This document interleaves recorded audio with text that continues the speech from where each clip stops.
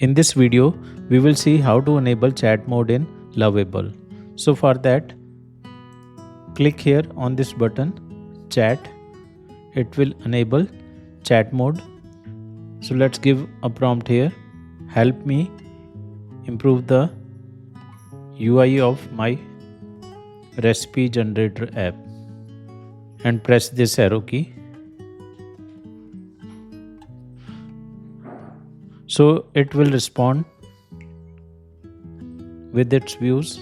It's checking all the components that were within the project and the strengths of the project and the improvements that can be possible and some advanced features that we can add and content enhancement, layout and navigation. These kind of suggestions, it will check the whole flow of the project this way, and whatever improvement can be possible, it will advise us. So this way we can discuss through chat model and it will not impact in any way on our project.